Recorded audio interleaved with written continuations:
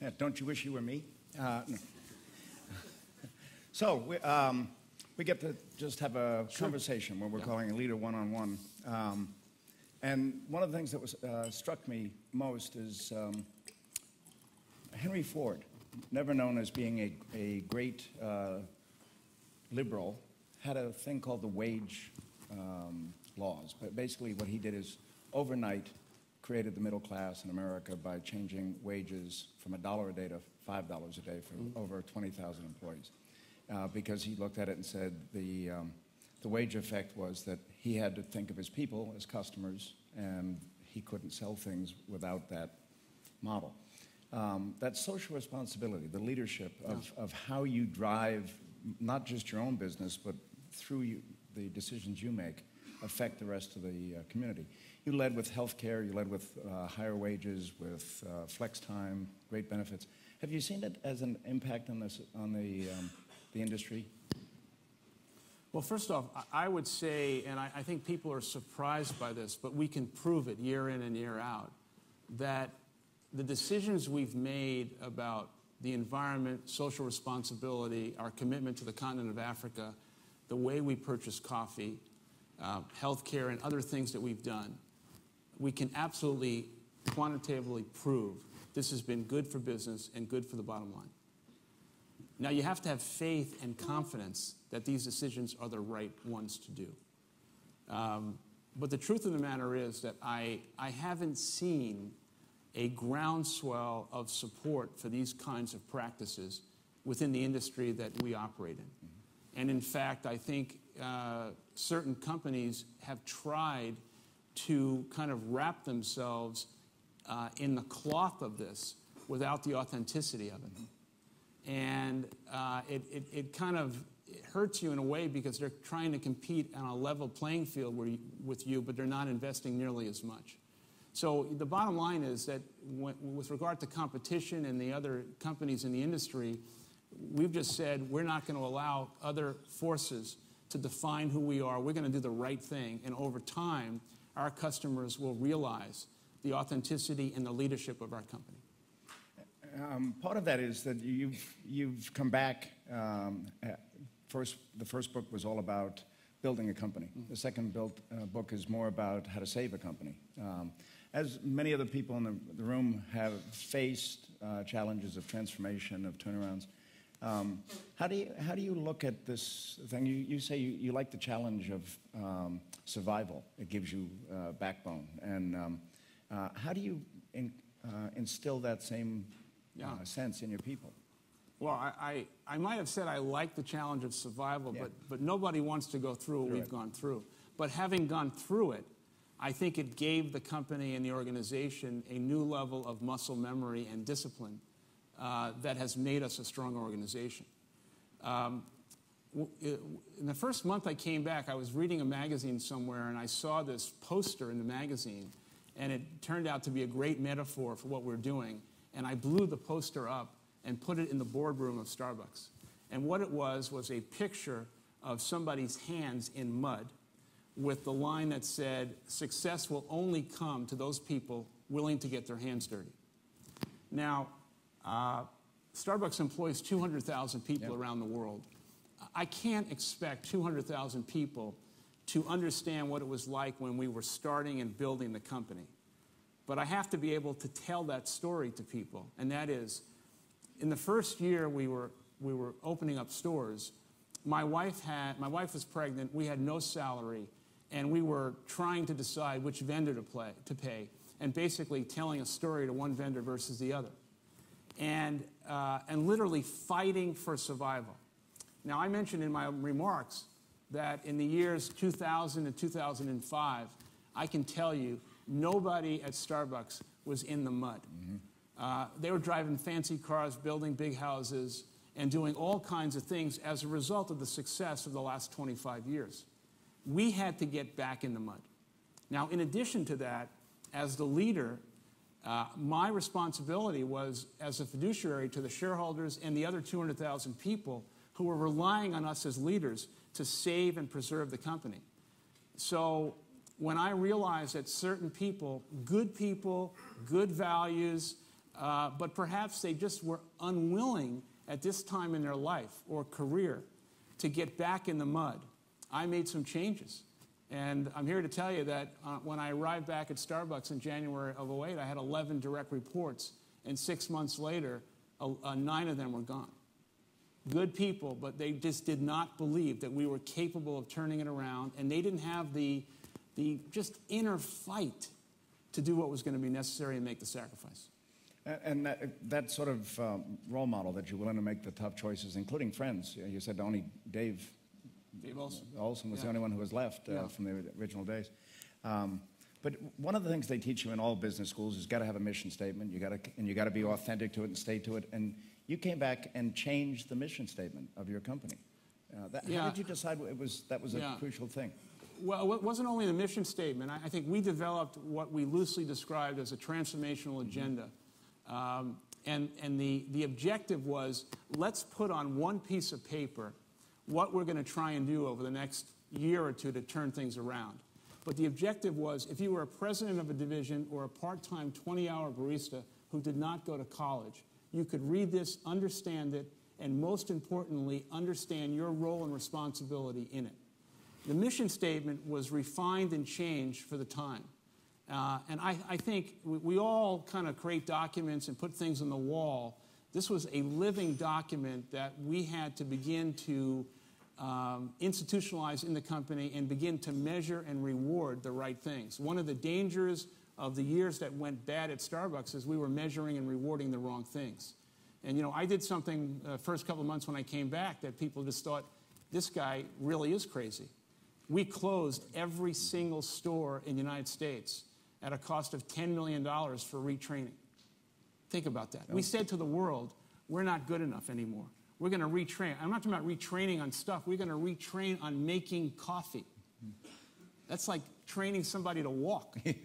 Boil water. And the signal internally was the degree of honesty and truth about what it is we were going to do. In addition to that, we assembled 10,000 store managers in New Orleans, and we had this meeting. This was not a convention. This was not a celebration. This was an unbelievable time where we all had to face in the same direction, all be aligned, and most importantly, 10,000 store managers, the most important person at Starbucks, had to recommit heart, body, and soul to the objectives and take it back to the stores and make a difference. And I think the hardest thing for all of us is convincing a store manager or a part-time person in a store that the work that you do every single day is much more important than the work I do. In fact, there's a sea of mediocrity in terms of consumer experiences all over the world, and we at Starbucks, from this point on, are going to exceed the expectations of our customers in such a way that they're going to not only want to come back, but tell a friend. That is our new job.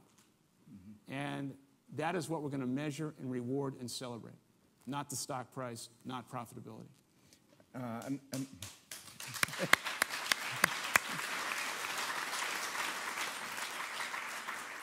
Another one of the things that people thought you were kind of crazy about doing was buying the Clovers, $11,000 coffee machines that were actually going to slow down the production of a cup of coffee. My local store on Calm Ave in Boston has 2 of them, I think.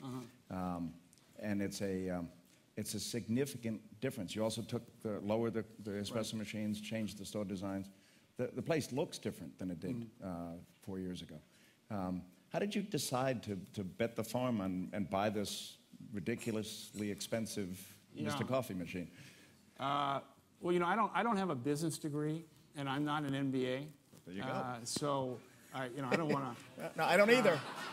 I haven't got one of those either. So, I'm not that schooled or respectful of a lot of research. There you go. You know, and whenever I interview a Harvard MBA and he talks to me about his belief in research, that meeting, it just doesn't go very well.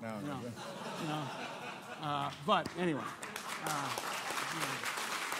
so, you know, we have 17,000 stores around the world, and I think I can go into a store and get a lot of research. But enough about that. No, but you asked about Clover, and we found the machine that makes the most extraordinary cup of coffee in the world, and said, as a result of what we're trying to do, our mission to really rebuild the coffee authority of the company, let's buy this company and create a Starbucks reserve, not unlike the wine industry, around Clover, and that's exactly what we've done. It's been a very big success for the company. And then the other new product, really truly innovative introductions was Via. You took a lot of grief for coming out with an instant coffee when everybody said we don't want any. Yeah, I mean, Via is probably the poster child for the last 2 years. A $24 billion global category in terms of instant coffee. Not much innovation over the last 50 years, dominated by one great company, Nestle. And we said we think we can bring something to the category, which is we could replicate through technology the quality and the taste and profile of Starbucks in an instant form. Obviously, people said this is a desperation move, this is going to fail. Via will be $1 billion business just in a few years. Now, it's sort of going that step one further, there's been a huge growth in Keurig machines. The independent, Nescafe has made a huge business, especially here in Europe, for that. But you haven't entered that market yet. Dunkin' Donuts just came out with its K-Cups. Is that a product that's of interest? Another person doesn't like research. But knows what it wants. Yeah. Well, Nestle's done an extraordinary job with Nespresso and Keurig in the U.S., but we did just create a partnership in which Starbucks is going to be in K-Cups with Keurig, which will be launched next month in grocery stores in the U.S. Oh, that's exciting news. Good. But these are early days for us in terms of the growth and development. We're building a consumer products business. We've had great success in China. We're going to open up in India and Vietnam in the next year or two. So these are good times. So thank you. Well, just that, innovation is not just inventing things, but adapting to changing markets. I think, if you're not cannibalizing yourself, someone else is going to cannibalize you. And I think innovation is key to the future. But you can't make a lot of bets. And I think also a great lesson we've learned this year is you should push the envelope enough to fail, but fail fast and don't fail again on the second idea. But I think if you're not having some degree of trepidation and concern, you're not pushing hard enough. And actually, that might segue nicely into some of the non-business things that you've done that have, in the U.S. especially, have been quite, I don't even want to say controversial, but newsworthy. Yeah. As the CEO of a publicly traded company, how far do you think you can actually go pushing your global perspectives on things like human rights and social issues? Because clearly you're doing it. Yeah, well, based on my remarks, I think you can see I'm quite concerned about the political situation around the world and in the U.S. I'm a registered Democrat. I want the president to succeed, but the leadership in Washington is not giving us what we need.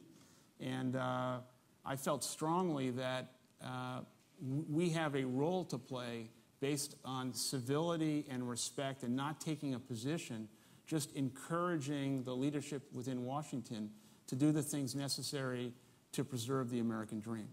And I have been outspoken, and I think most of our customers and certainly of our people have embraced the fact that we've kind of hit a nerve. We had a town hall meeting a week and a half ago that was webcast with 3 days' notice. We had 137,000 people on the webcast from all over the country basically saying the same thing, and that is they just didn't feel represented and don't recognize what's coming out of Washington. And I think this is a time in the world where our leaders need to lead. Well, two things happened on Monday. You were in Newsweek saying you're encouraging other business leaders not to donate to either political party until some action is taken. And we heard that Warren Buffett had said that taxes need to be changed, and the president said the Buffett effect. Have you been called to sort of lend your support to that too? I spoke to Warren twice in the last couple of weeks. I've spoken to some of the elected officials. And we have 161 CEOs, public CEOs, who have signed the pledge not to contribute to any incumbent re-election until we see more civility and results out of Washington. That's a major step. Sort of goes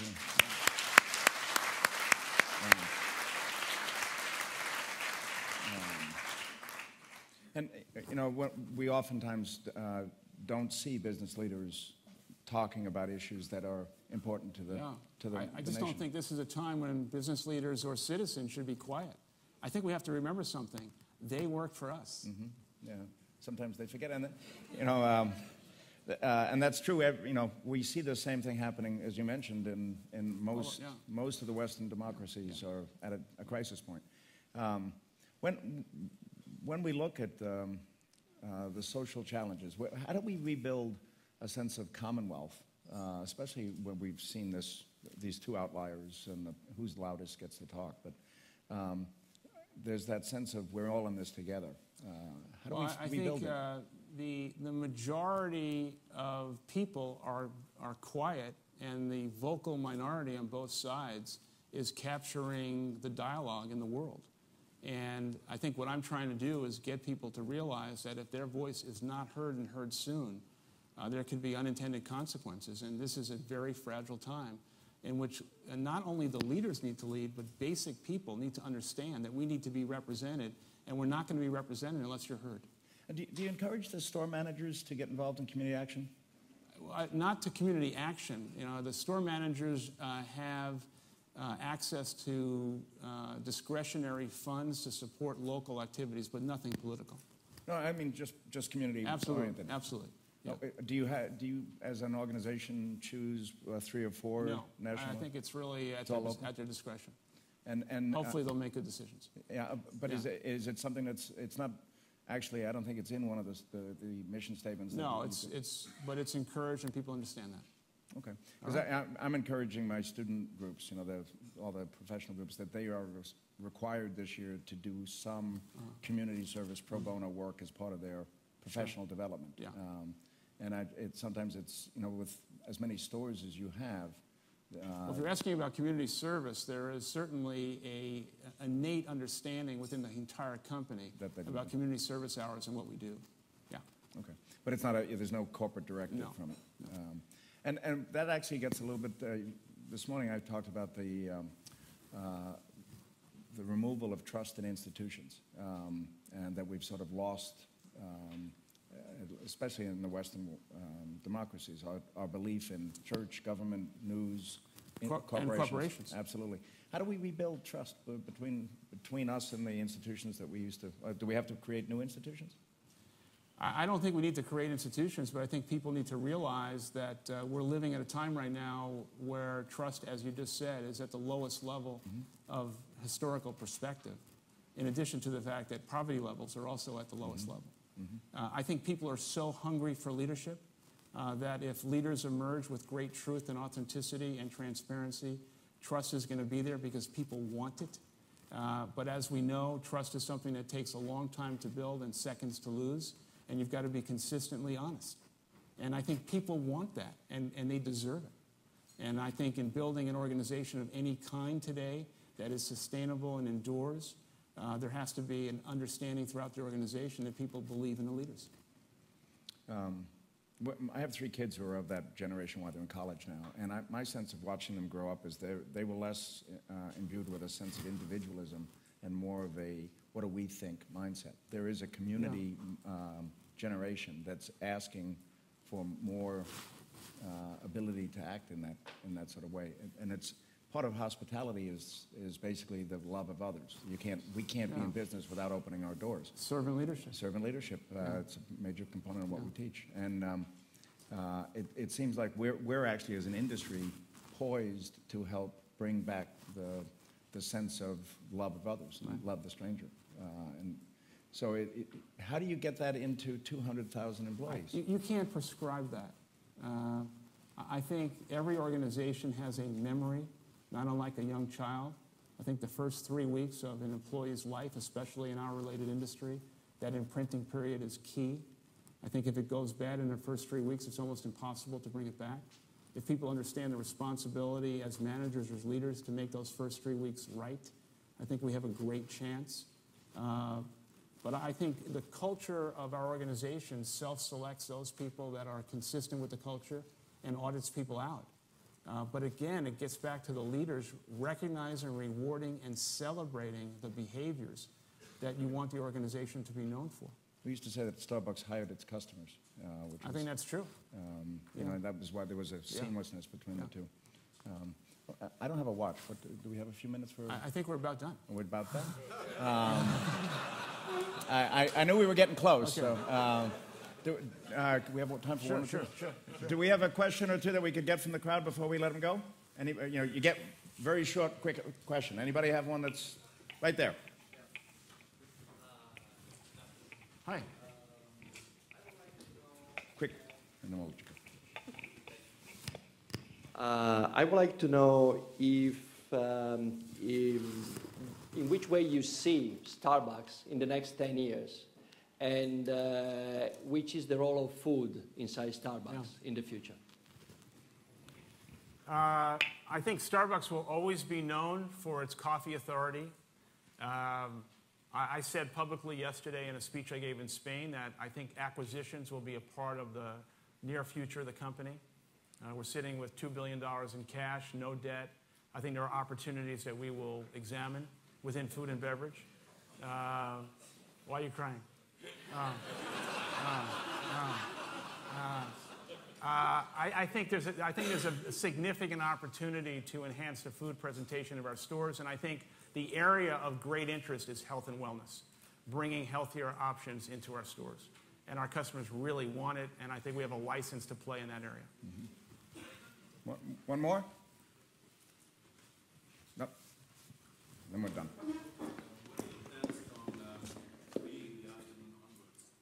Yeah. We've begun experimenting with beer and wine in a number of stores in the U.S. And it's too early to tell exactly how that's going to play out. But it's intriguing. I don't think we understand it yet, but I think we understand there's a big day part opportunity and a need state that we're not addressing. So I say stay tuned, but we don't really know yet. Thank you.